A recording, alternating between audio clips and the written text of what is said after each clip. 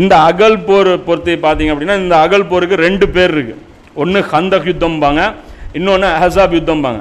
கந்தகுங்கிறது அந்த அகல் தோண்டதை வச்சு வந்தது, அஹசாபுங்கிறது கூட்டுப்படையினர் வந்தாங்க இல்லையா, அதை வச்சு வந்தது. இந்த அகல் போருக்கு காரணம் என்ன அப்படின்னு பார்த்தீங்க அப்படின்னா, இந்த பனு நலீர் கூட்டத்தினர் இப்போ கிளப்பி விடப்பட்டாங்கல்ல, இப்போ கடைசியாக இந்த யூதர்கள் காலி பண்ணிட்டு போனாங்கல்ல, இவங்க என்ன பண்ணாங்க அப்படின்னா நேராக போய் கைபர்லேயும் ஒரு கூட்டமும் மீதி பேர் எங்கே போயிட்டாங்க, சிரியாவுக்கு இவங்க போயிட்டாங்க. இப்போ இந்த இடத்துல இவங்களுக்கு பயங்கர கோபம் நபி ஸல்லல்லாஹு அலைஹி வஸல்லம் மேலே. இருக்கிறதுலையே மதீனாவுக்கு போனதுலையே, ரசூலா மதீனாவுக்கு போனதுலையே பாதிக்கப்பட்டவங்க யார் அப்படின்னு பார்த்தீங்கன்னா யூதர்கள் தான் பாதிக்கப்பட்டாங்க. அவங்க பார்த்தீங்கன்னா ரொம்ப ஒரு அருமையான ஒரு வாழ்க்கை அவங்க வாழ்ந்துட்டு இருந்தாங்க.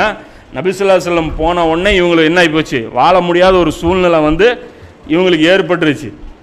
இப்போ இந்த காலகட்டத்தில் இவங்க என்ன பண்ணுறாங்க, முஸ்லீம்களை அழிச்சே ஆகணும் அப்படின்னு சொல்லி பனு நலீர் குலத்தினர் இருக்காங்க இல்லையா, அவங்கலேருந்து ஒரு 20 யூதர்கள் கிளம்பி நேராக மக்காவுக்கு போகிறாங்க. மக்காவுக்கு போய் அபு சுஃபியான்கிட்ட டீல் பேசுகிறாங்க. அதாவது போன வாட்டி அபு சுஃபியான் ஏற்கனவே தைரியம் இல்லாமல் இருக்கார். அதாவது பத்ருக்கு வந்தார், விட்டா போதுன்னு ஓடிட்டார். இவருக்கும் நம்பிக்கை இல்லை. இப்போ இவங்க போய் என்ன பண்ணுறாங்க, உசுப்பேத்தி விட்றாங்க.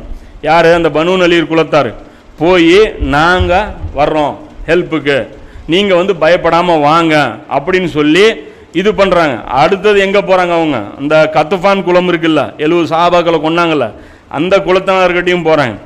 அடுத்தது மதீனாவாசிகளை தவிர இருக்கக்கூடிய எல்லா சின்ன சின்ன குழுக்கள் இருக்குல்ல, ரசூலா போய் மிரட்டிட்டு வந்தாங்கல்ல, அந்த எல்லா குழுவினர்கிட்டையும் போய் அசம்பிள் பண்ணுறாங்க.